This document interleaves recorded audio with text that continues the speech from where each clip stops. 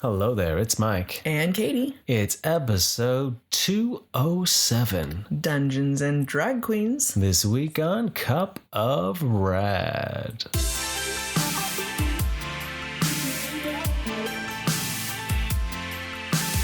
And welcome to Smooth Jazz with Cup of Rad. Well, I gotta keep it tidy, right? Heidi. Yep. It's an interesting choice of words. I don't know, we should have done a little bit more like over dramatic and fabulous. So you need Dungeons and Drag Queens. Okay. Dungeons. So. Sorry, I got something in my eye. And we're done. KO'd.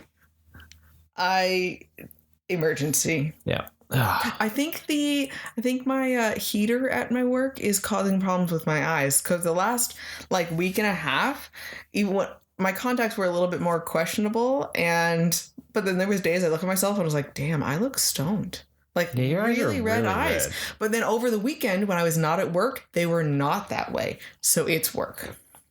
Yeah, maybe. Because I even wore my glasses today, and they need to change their filter or something. Yeah, so something's weird, and because I'm looking all weekend I was fine, but then I go back to work and I look all strung out. Maybe you're staring at your screen too much. Maybe you need to take a break from a screen during lunch. Maybe you say these things. I mean, they're legitimate things. So the weather's nicer, and it'd be kind of cool to actually go outside even too. Yeah. Anyways, that's an idea. Some eye information for you. Things that we're dealing with. Right. So this week is Dungeons and Drag Queens. I'd really like to bring of that. I'm really sure someone's probably done something, but there's something for you. Why doesn't a drag queen hold a D&D campaign? That would be interesting, actually. Right? I mean, that would be a whole nother type of market. Yeah. Be a good comic, too. Yeah. You know? Just apply to everyone. Inner turmoil of a queen entering the nerd world, trying to live both. Pretty. There you go. You got an idea right there. Yeah, I got lots of ideas. So many ideas. It's like the Santa's bag in Earnest, where you just keep pulling out goo ideas, and show up and throw them off to the side. Nice. Soon it's just a mountain of trash. So this week we checked out the new Dungeons and Dragons Honor Among Thieves. I know. I thought, when we first started seeing trailers for this, I don't know really anything about D&D outside the name, the general concept of it. And then we have the starter kind of pack, but I don't know how it compares to the realm that it is. And for some reason I knew what a gelatinous cube was. Onward. Okay, from that. So there's a few things from that. That is my extent. But when I first started Onward, what they talk about in Stranger Things. Yeah, there's really that. So when I first started seeing these trailers, I was like, well, this looks like it'll be, it just looks fun. And then the more I saw the trailers, I was like, yeah, I really want to go see this. So I'm really glad that I pushed, and I was like, I don't know anything about it, but it looks like a fun action movie. It'd be a good time. Yeah. So what's your 5-second review of Dungeons and Dragons, seeing as it is a new movie? 5-second review. 5 seconds. I really liked it. Super, super fun. Action, comedy. Most importantly, action comedy. Even cried a little bit. So I thoroughly enjoyed it. I'm actually very excited to see it again. It really has a Guardians of the Galaxy vibe with the format and formula that's in it, which was really fun to see, seeing as it's been so long since we've had a Guardians-esque film in theaters. But it was something that is really fun for the whole family. There's really nothing too questionable in it. And the practical effects that were in it and the mix of CG and stuff, it was a delightful time. Okay, that was way more than 5 seconds. That was more in depth for things. That was way more. It was just a flourish on that. You wanted a more flourish, so I flourished. No, I didn't want more flourish. I wanted to talk more about that stuff. You extended edition. It's okay. So there's that portion. Later in the episode, we're going to talk about drag queens, but we're going to go into talking more about Dungeons and Dragons, right? As a whole. Sure. So time to roll your 20-sided die and take your chance to find out if you're going to hear spoilers in this next section. Oh, nice. So I think, or if you're just gonna like, blink through forward and sweat. Sweat. Okay, now we have to figure out how to put sweat in here randomly. That's what I'm doing right now. I mean, so what were things you liked about this movie? Oh, now you put me on the spot. No, I rolled the die. No, It said, "What is Katie's reading?" Stupid die. I only use dice in my Sailor Moon game, so I do actually own dice and a 20-sided die, multiple ones. I liked the humor and the banter between them, the conversation for things. I liked all the different characters were interesting enough. There was enough built up about them to care about when things would happen, and kind of they interacted really well. It was a good group that each brought those types of things. I think it was a good design of showing the importance of all the different types of people, and that would make sense in a campaign of sorts where everyone has something to bring to the table. Yeah. So I really liked all that connection between them. I also, overall, as the movie, I liked that I could enjoy it even though I don't know anything about that world. It felt very accessible, and I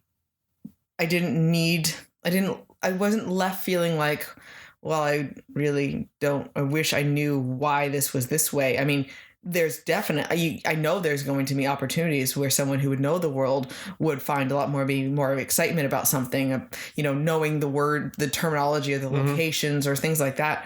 But it didn't change the feeling of the movie. So to me, I really enjoyed that I could walk in not knowing anything and still really find that was really brilliant of the writing and all that it did not feel like you needed to know a whole lot to really understand what was happening and just enjoy it. Like, I think it's similar, say, like the Guardians of the Galaxy. I mean, I didn't know any of those characters. Say with something, so they kind of, that concept there, where the characters are interesting enough that, and they're still available to you. I think that helps because the guys that wrote it and they directed it did work on some Marvel movies with like Homecoming and stuff like that. So trying to they bring something that's existing. And you're gonna have a lot of people who really care a lot about it. I understand that it is a very important aspect to a lot of people's lives. And like it is a more humorous take on it versus like a potential serious take, because there's bound to be like hardcore, I wish it was rated R, like words of my blood, guts, and gore. Well, I've always felt like the D&D was actually a little scarily overwhelming, like a lot of like really intensity to it. So I think that's the beauty of it, though, is that you could give the same campaign potentially to 6 different groups, and every campaign is going to be different. Yeah, true. Right. And how they tell their story and whatnot. So what they need to do is they just need to reboot this movie and tell the exact same story, but with a different, same actors, new campaign, same actors, but like just a different writing team and director to like change it. And then I was like, the R-rated Dungeons and Dragons, Honor Among Thieves. And like, then like the animated, like the toddler version, and like the, like, it's the exact same movie 4 different times. Nice. Yeah. And then you could pick, it's like choose your own adventure. Which one did you move? Right. I like it. But yeah, no, I totally agree with what you're saying about accessibility. Like it didn't need a whole lot of anything to really sit back and enjoy those characters. And each of those characters, like any good ensemble movie, each brought something to the table that was something of a personality if you would split a person into 4 parts. Right. So yeah, exactly. And I think that's really cool. I really did love the practical effects that were in this. The fact that there was actually like puppetry and whatnot. Not everything was CG, which was really cool to see in a movie. So it was harkened back to like an 80s movie. Yes. Right. And seeing this kind of like this fantasy kind of films, especially to see the Jonathan, the giant Birdman. Yeah. Like Jonathan. Right. And like I just thought that was so cool. And even like the corpses and stuff that popped up when they were having to question them. Yes. That was cool because it was like dudes in prosthetics. Yeah. Right. It wasn't just a Just a CG mess. Yeah. Well, and that was a lot of fun. I think there was a really good action, and it's, you had some good fight scenes, but it wasn't overly done with it. You had a lot. There wasn't of cool a lot of fighting, but there was when it was time for it. Yeah. Yeah. I want an owlbear, by the way. I was gonna say, yeah. I want an owlbear. That would be really nice. Yeah, that was pretty awesome. Owlbear was definitely the Hulk of the movie, especially that final scene there. I don't know. I think the deer saved it. Where are they going to bring out Doric as the deer? Right, like they're right there. I love Doric accessory pack. It was what was her name again? Holga. I loved her deadpan, no BS way she talked. Yeah. She delivered her lines so well. It was really done well for the... I thought it was hilarious because there was no sugarcoat. It was very Drax. Drax, I was gonna say, it's very similar to Drax, but with more heart, right? Yeah. And I thought that was quite funny. Yeah. So. But I like the beginning of it when he starts telling his story. I know we were both worried that the story was going to be told in flashback mode. And I was really, I'm like, oh God, what are we doing? But I like that it described everything up until that point through that, to a certain extent. But then there was those breaking of it where we'd all of a sudden come back and be like, really, where's Jonathan? Yeah. This is awesome. Well, that's so important about him. So it was such a surprise when actually what happened. Yeah. So set the tone so much of it, right? And the fact that he didn't even know them, and they just knew he had wings, and that was their plan to get out. Like, right?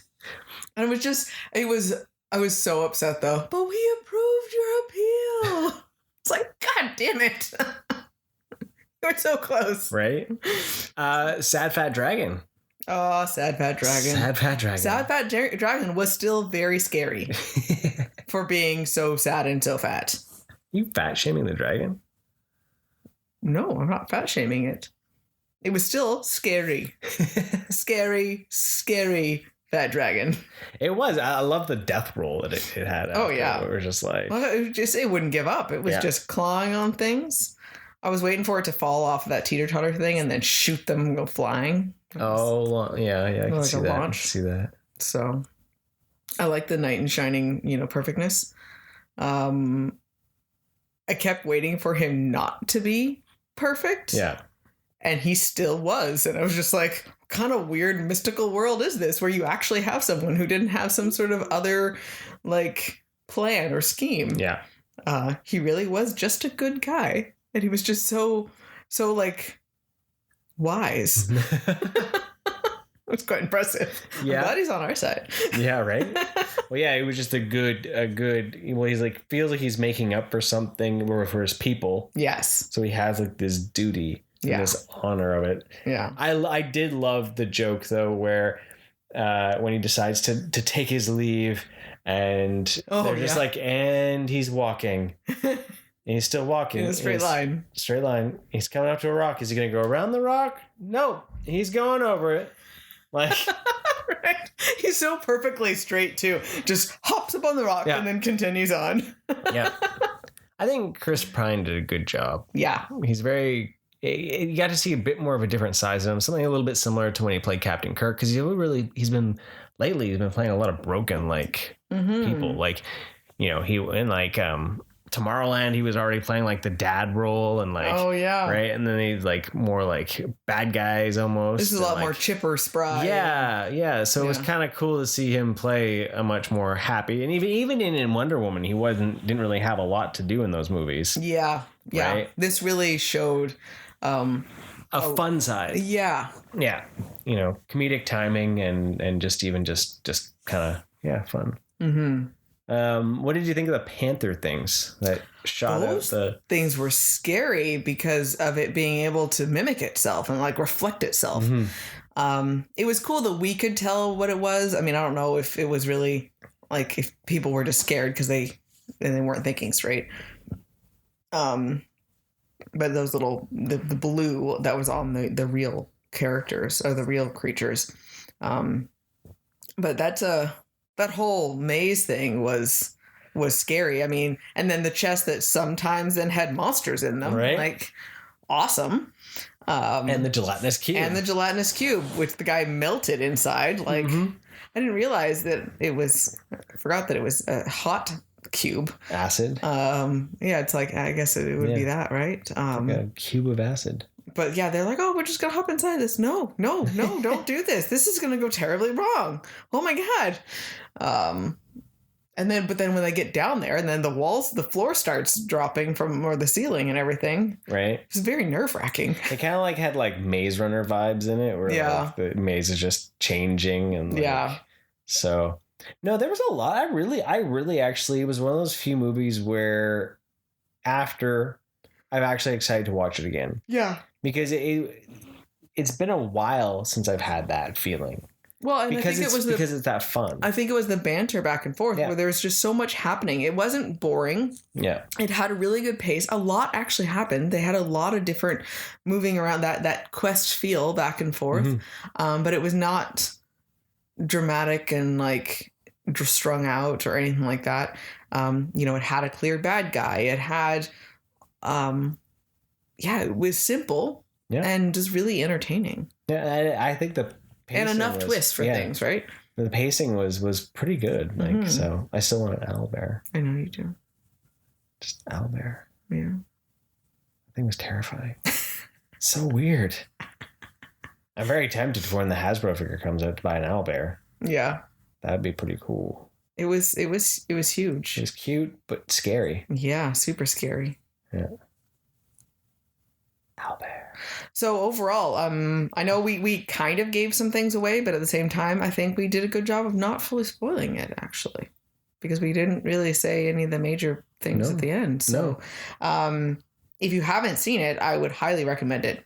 Like, really highly. It's a good time at the theater. Kiddo wanted to go, but then Splatfest was on, and then he decided he didn't want to go, so he forfeited his chance to go, and we made sure he understood that he missed a really good movie. Sucks for him. Yep. So could have been having a good time laughing and watching an owlbear hit things repeatedly. Smash. Owlbear smash. But no, stayed home and splat on things. Yeah.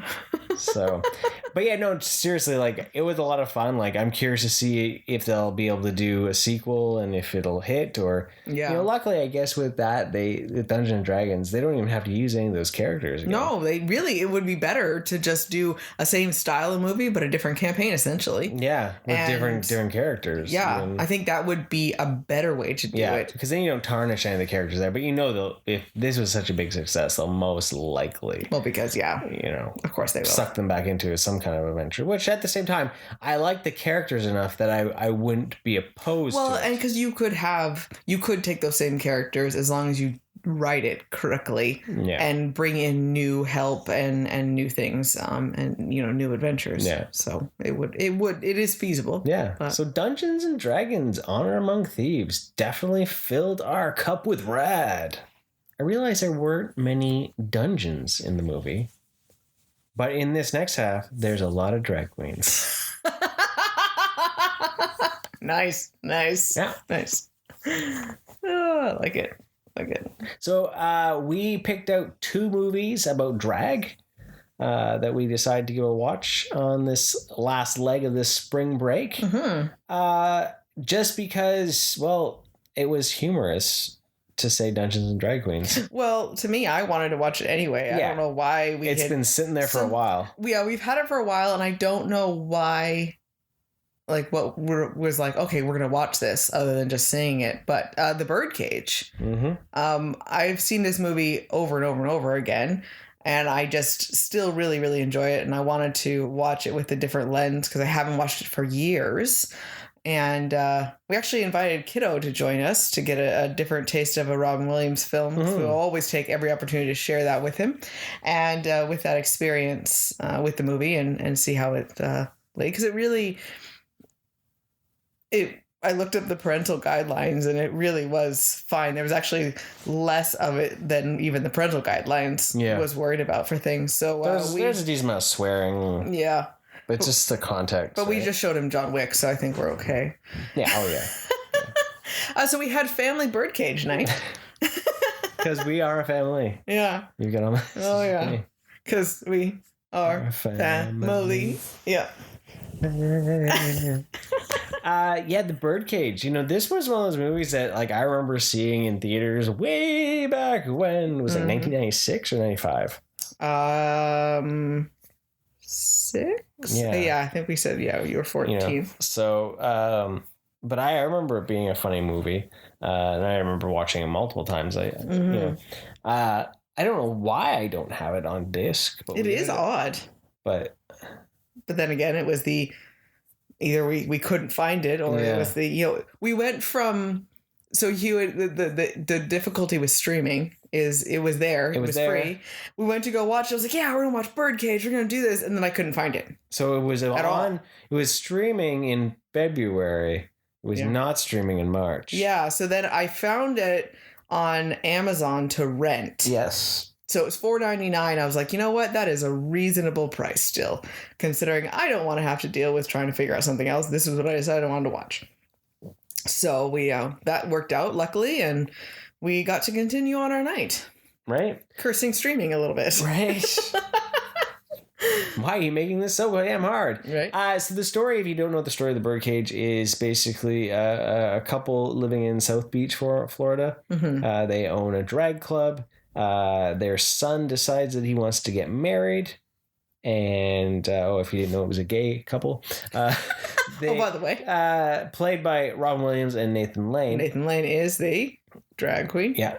And the son wants to get married, but the son is engaged to far right. Very far right Republican senator's daughter. Yeah.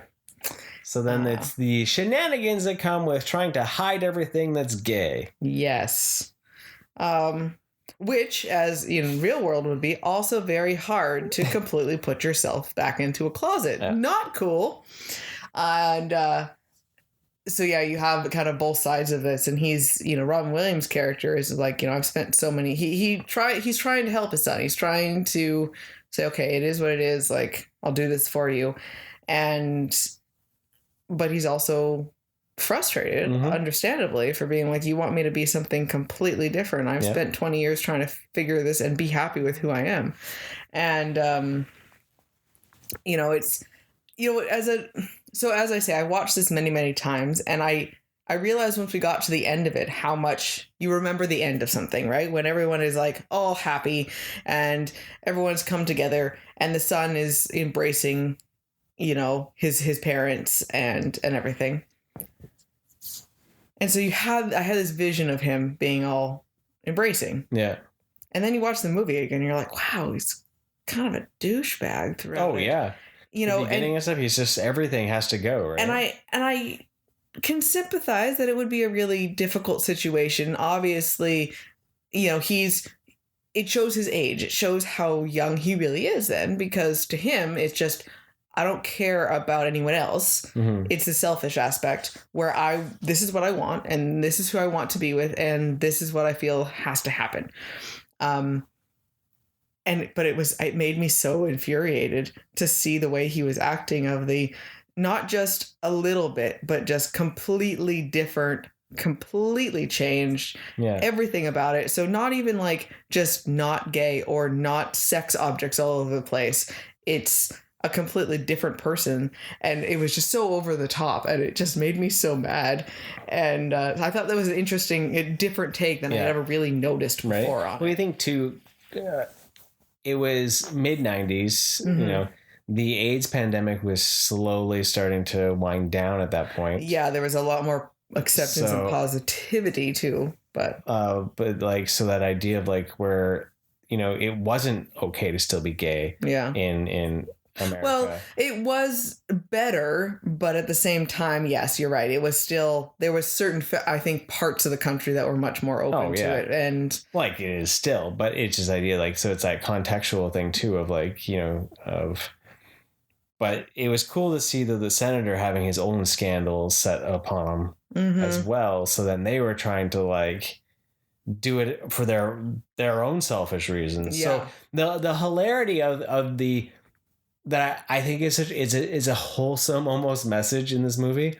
It's how much that the gay couple is the most wholesome of everyone in the movie. Yep.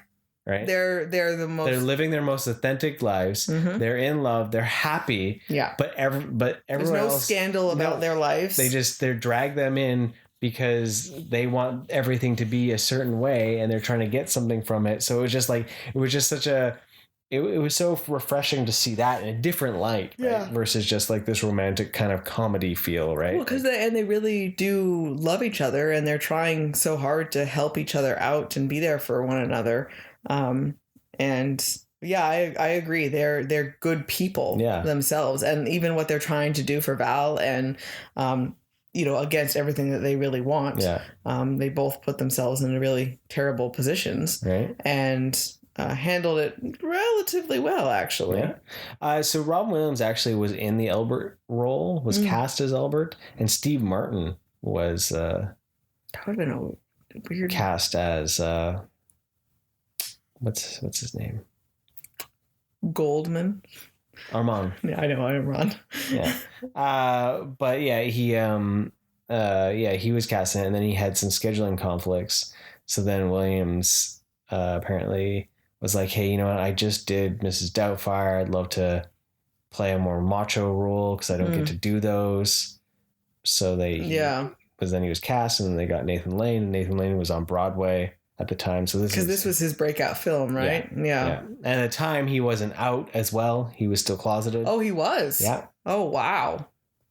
Yeah. So. I wonder when he did come out, because I remember I didn't, at the time, I didn't know anything like that, right? But okay, well, that's an impressive role then to be able to play. Yeah. That was the other thing. Val wanted him to not be Jewish too. Yes. Like, so you take all this and you also want him to be a completely different, like, you're not gay, you're straight. About it. You're an art dealer, you're a cultural attaché, you're not Jewish. Right. Like, oh my goodness. Like, that's definitely the idea of how like a creepy monastery in their lies house. Just compile upon lies and just right. So it takes so much going wrong for Val to finally see that he needs to not be ashamed. Yeah. And just be like, because like, wait a second, these are good people. How hard Albert and they try, right? So yeah. It's still a pretty good movie. Yeah. Like, it doesn't make fun of. It doesn't, there are some stereotypes, but there isn't that many. Well, Hank Azaria's character was one of my favorites in that movie. Still was, because he's just so happy, just happy being him, and it's until he's just like he only gives attitude with like, what are you talking about? I'm not going to do anything different. Like, this is me. Like, deal with it. Yeah. And I love the confidence that he has. Right, it's phenomenal. Oh yeah, no, it was a good laugh. Like, it was a great movie to see, and it still holds up, and it's still timely. Yeah, there's still a good message there that isn't been eroded by time. Well, and what's sad is that it's still so accurate for today's world. Yeah, it's how many decades later, and this still fits. The politicians doing stupid shit, trying to cover things up, mouthing off about things that they don't need to get into people's affairs, and proof there that it doesn't matter what orientation or gender these people are. If you have a good relationship or you're good parents, that's all that matters. Yep. Versus something else, right? One thing that I noticed too that was interesting with his bar and the drag performances, the different portrayal of how, I know I'm not going to call myself any sort of expert on drag, but kind of what gets thrown out in the media. It's mainly, like we had talked about, was more RuPaul's Drag Race and all that sort of stuff. Very, very over the top drag queens are much more in media that is modern stuff. Modern right? drag is a lot more outlandish. Yes. Than like, because especially because you see Paris is Burning or whatever, the one about ballroom and stuff like that. Mm-hmm. They're not. We learned when we watched that Pride documentary. It's very similar to what's in the Birdcage. What's in Birdcage, and I thought they're much more feminine looking, a lot more, not so much the complete outlandishness of it. And they're almost, because like now, and I know there's going to be a wide variety, but a lot more caricatures almost of women too. And there's a time and a place, I think, for any sort of design for makeup or the way you express something. And so it's not a judgment makeup on awful it. Got better though. Yeah, too, right? so a more lot of pigments and more. Yeah, like, so then it's more easier to make that bright, dark, and it's almost like a more of a stage. Yeah, more theatrical. More theatrical, right? But then, seeing. And some of the drag queens we have actually encountered in our like real legitimate people life, here, the layers of clothing that they have on and the costume changes they would have to deal with versus one of the ones they showed in Birdcage where it was just like take this little piece of material off and it's that was the only thing that was like culturally insensitive. Yeah, I know. We're gonna get there. But just it was a very different portrayal, right? Yeah. And it was almost so simplistic, but still so well done still. Like it was still very much like, oh yeah, this is what it is, and they're great performers. And they're just there was so much positivity and excitement in there, and it's like and so much acceptance and joy, and it's infectious to see. I know it's in a movie only, but I have zero doubt that is real life or was real life back then too. But yes, very culturally inappropriate. The Native American indigenous headdress dance that they suddenly do. Yeah, that was. We saw it all of a sudden. We were like, oh god, oh no, why? Oh no. All of a sudden, then the time, the age of it suddenly. That was the thing that dated it. Yep. That was, out of everything else in that movie, that was the one scene, that one dance number that dated the movie. Yeah. So yeah.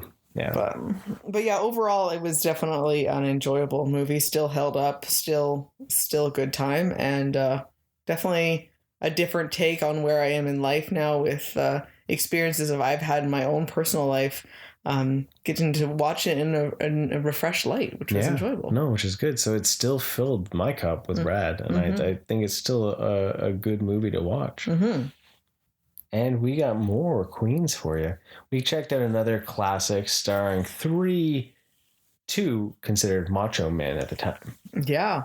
Well, yeah, we kind of looked up a whole bunch of different kind of classic drag movies. Ones that were predominant that were also like on. I looked up a few lists and ones that said that they aged well. Yeah. Ones that were telling stories about drag queens that weren't in a stereotypical fashion and not necessarily harming to the community. Yeah. Right. And so Birdcage was on that list.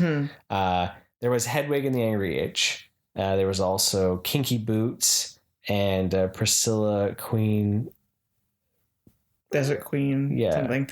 Which Adventures of Priscilla, Queen of the Desert. Yeah. And then the one we chose to watch because it was interesting for me given the actors that were in it. To Wong Fu, Thanks for Everything, Julie Newmar. Yep. So it starred Patrick Swayze and Wesley Snipes and John Leguizamo. And the name of it too was just so offsetting to me. I'm like, what the hell is this? Like, what kind of a movie title is this? And then once you hear and see what it is, I was like, oh, okay, well, I mean, it's still really long and overdone, but it's totally makes sense. Yeah. We're good. But I really wanted to know, like, I love Patrick Swayze and like, what is this? Yeah. So I'd never heard of it before.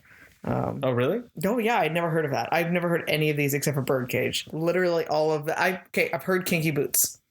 I've never watched it because Kinky Boots and Hedwig and the Angry Itch both were stage plays as well. And that's the thing. Okay, Kinky Boots I know from being more of like heard of it more of the play than anything else. So, but yeah, no, Birdcage was also a French play. Yes, I learned that from trivia. Oh yeah. That's where the idea of wanting to watch Birdcage came back. Because you had a trivia question and it was like, oh yeah, we need to watch that movie. So that would be where that was from. But yeah, I had never heard of this movie. It was so I had no idea what to expect at all. Just on a quick recap, I thoroughly enjoyed it. It was very interesting to watch.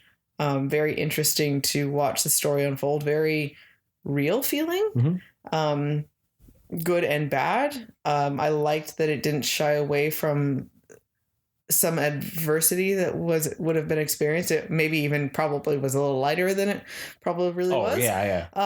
So it was like a nicer, but it was like PG. Like it is a bit of a drag fantasy. Yeah. How well everything falls works into place. together. So it was like very romantic feeling, right? Yeah. So it's basically, it starts out with them having a pageant essentially in New York. Yeah. And so Wesley Snipes and Patrick Swayze's characters win the drag. They tie for drag queen of the year, and they're supposed to win a plane trip to Hollywood to be able to do the Miss America basically of drag queens, and Chi-Chi. So John Leguizamo. There we go. I'm terrible at his name. It's like I see it, but I don't know. I finally got that name right. Oh, holy crap! Actually, No. So we're just gonna Chi-Chi. Is having kind of an emotional time at it, and so Patrick Swayze's character decides to kind of take Chi-Chi under her wing. Become a drag mom. And become a drag mom. Drag mother, is it? Yeah. Drag mother. And so instead of flying, they're going to be driving across the country. And so it's the fear of the Midwest and the middle America there, right? And the problem happens. The first issue starts where they do get pulled over, and this asshole cop is incredibly inappropriate and starts trying to force himself on Swayze's character, and gets hit and pushed away and gets knocked out. So they're afraid that they kill him, but then they take off, and then their car breaks down. So then now they're stuck in this little town, and little town is an understatement. Oh, it's a few. It's buildings. A street and 5 buildings. Yeah, I think it's a ghost town. There's like 20 people that live there. Yeah. So, but it was over a few days, and basically the impact that they can make, without, some people that they didn't look at what they were. It was more of how they acted. It was what they brought. How they cared for people, and the joy and fun that they brought, and the different perspective, and the caring for people, and the standing up for people, and so it was so heartwarming to see. Well, it's nice too, because it was that idea where they look and they say like, well, yeah, just because you're in this little dusty town doesn't mean you can't dress up. Right. Like, why do you gotta dress down when you could, and it opens up that idea of like, well, yeah, maybe we can, right? Yeah. Have a party, wear some glitter, wear some color, do some makeup, have a good time, and live each day to your fullest. Yeah. Really, really don't just settle with just monotony and boring. And, but yeah, so what is your? I really liked the how heartwarming it really was, and how, it was another one where they didn't play them up for laughs, and they had stereotypical moments, but they weren't dumb. It wasn't goofy. It wasn't screwball. They were incredibly intelligent people too. Right. And that's what was very so cool caring, to show. Like they, very well spoken, very, very, very together. And just the care, even when Wesley Snipes' character goes to talk to the old lady when she took the photo. That was so adorable. Right. And then they start talking movies together and back and forth. And, everyone thinks that the old lady's deaf and dumb basically, but then someone talked to her about something she liked. Yeah. And which I thought it was so cute. You could tell almost that his character was just excited to be able to talk because you can tell that she likes to talk. And it was just being able to go off and like someone's going to be listening to something they want. And I love that where the old lady says something. Wait, did you just, what? What? And then just continues on talking. And then, wait, no. Okay. So when did that happen? It was so well delivered. Like they both did such a good job with as those characters. Like very, not a laughing, not a silly. There was no mocking. There was nothing. It was very. I was so impressed. The mocking came from the fact of the people that reacted negatively. Yes. And how the cops like over the top, like freak out, like the fact that like, you know, the list of places where do homos hang out was his like right? list. Flower shops, ballet schools. Yeah. Antique store, right? And it's like, dude, you look like an idiot. Right. So it is a really just a feel good kind of movie, and there's a lot of heart to it. Yeah, there's a lot of heart to it. Yeah, which I thought was refreshing. Well, and I love there's the asshole group of guys that are just disrespectful and taking advantage of women or scaring them, and Wesley Snipes' character stands up to them. And puts them in their place and being like, you know, you're going to be presentable. You're going to be nice. You're going to be a gentleman about things. Like, stop being an asshole. Yeah. And they learn from that because it shows, though, they didn't have anyone to put them in their place because there was some really crappy guys around there. But then it shows there was some really wonderful guys, too, right? They didn't all have to be that way. So it was great because it showed both sides of it. Yeah. That any town you would assume easily a stereotype could have been that every guy there was going to be this asshole, but that wasn't that way. The cafe owner, the convenience store owner. That young kid from the very beginning, like at first you're like, oh, this makes me really uncomfortable, but he's a complete sweetheart. You know, so like when it came down to it with the cop chasing after them, I was like, it's going to be that he shows up and they're all going to band together and protect them for it. And it was the whole I am Spartacus moment. Oh, yeah. Right. And it was so much better than I could have even imagined for it, right? I mean, because here they are all hiding, you know, not just like, oh, protect us now. There was no assumption that anyone was going to stand up for them. Yeah. And it was just like, wait a second, what is happening here? You know? They helped change those people's lives with... Right. Fabulous hair and makeup and just wisdom and kindness. Right. I mean, that was right there. It wasn't because and for them, it wasn't, sounds funny, but it wasn't like we're loud, we're proud, deal with who we are. And just, I'm going to use the terminology of shoving it down their throats about it because they just wanted to be people. Yeah. And they just acted like people, but they're understandably on guard because they're worried about that and they're conscious of it all the time. And, well, that was the thing. Like, but to them, it wasn't like something we're going to talk about. Noxema, right? Yeah. Like Snipes, it was the like, no, we're going to sit in here and we're just going to mind our business and we're going to get our car fixed. We're not going to go get anyone's face. Yeah. But then Vita is all like, no. I'm going to, right. And it showed, though, that, sometimes you have to step out of your comfort bubble. Yeah. To So when they do finally have that little moment at the end where the mechanic's wife fixes the car and she refers to Vita as a woman, but says, but I know that women don't have Adam's apples. Yeah. But I'm still lucky to have a girlfriend like you. Well, and I love you, right? Yeah. And that was just a beautiful moment for a movie that was in 1995. Yeah. To be saying the idea of respecting like the pronoun aspect and the respecting of someone's choice to identify differently. Yeah. And to show that. Well, because she said, I'm lucky to have a girlfriend with an Adam's apple. Yeah. I'm like, that's exactly what it was like. And it was very, very, it was so intelligent and kind and so well done. So to Wong Fu, thanks for everything, Julie Newmar. Yes.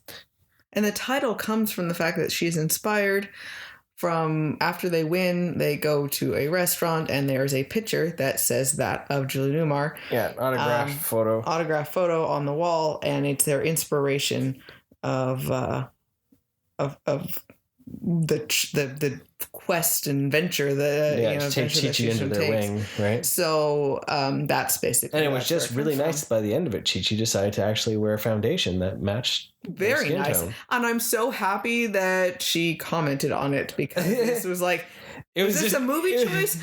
Was this a character choice? Or was this the makeup artist was terrible? Yeah. Like, I don't know what the problem is. And they're like, And I promised to finally get, you were just like, yes, I'm so happy. This was a character choice and this made sense. Okay. So, and Robin Williams makes a cameo in that movie too. Yes, that was a fun surprise. Right? So he's the one that got them their $50 car. Yeah. Took their $1,200 plane tickets. Yeah, right. So, but yeah, we had to rent that one. That was another rental. Yeah. But totally worth it. I am very happy that I got to experience that. It was very well done. Very well acted, very good story, very feel good thing. Yeah. So I would highly recommend it. It was a good movie. Yeah. So look at it, 3 for 3. 3 movies that one RADnesia, one new one classic. Yeah. Cult classic. Yeah, I would say that. Yeah. All of them turned out to be good home runs. We still had the other 2 drag queen movies on our list, and the clock ticked over to April, and they became free, baby. Yeah, so there might be more queens in April. Yeah, we got to take advantage of it while we can. Before it ticks to May and everything goes back to pay. I thought it was quite ironic because we'd seen The Birdcage for free for so long, and we hadn't watched it, and then we finally go to watch it, and with all the controversy of Queens, and the fact that Tu Wong Fu was also pay, and it was free, I remember looking. It was free. I was like, so did all these streaming kick it off, and now you have to purposely seek it out? It's not part of your streaming anymore. Yeah, but it shows that it must have been a weird switch because some of them are free. Licensing, just bad timing. Bad timing, right? Right. But we found it. We watched it. And we had a good time. Yeah. Still did really like Dungeons and Dragons. Yes. So, but yeah, it's good times. We got our Guardians of the Galaxy tickets. Yes, that was my accomplishment for the morning. I was very excited. That's exciting. I do want to do a full rewatch, so that's going to eat up some time in April. Oh, yeah. Okay. We got to get going on that one. Because we have to watch Infinity War. Okay, well, you have better plan that now. We don't have that much time when that's the movie. So do we just watch those 2, or you don't watch 1 and 2? Okay. 1, 2. Don't look at me like I just stabbed you in the face. Infinity Endgame Christmas special. Christmas special? What is it? I guess you want to see the funny little man. The funny little man. I like the funny little man. I mean, I like the man who's holding the funny little man because he's so excited about the funny little man. So, okay. This could be fascinating. Appropriate. I know what you're talking about. So apparently we'll be watching lots of Guardians stuff this month. But next week. And drag queens. So next week. Guardians and drag queens? Guardians of the Drag Queens? We won't be able to fit all that in one episode. But next time is Mario. Very exciting. Yeah, we get to go see the Mario movie. And we got Wednesday tickets for that. Which is so weird, but then I realized it was Easter. That's why it's on a Wednesday. Mm-hmm. Yeah. So be exciting stuff. I'm actually really looking forward to that. It'll be fun. I think it looks really adorable. So I'm excited to see what we have to say about it next week. Thanks for joining us, everyone. Have a wonderful day. And remember, stay rad.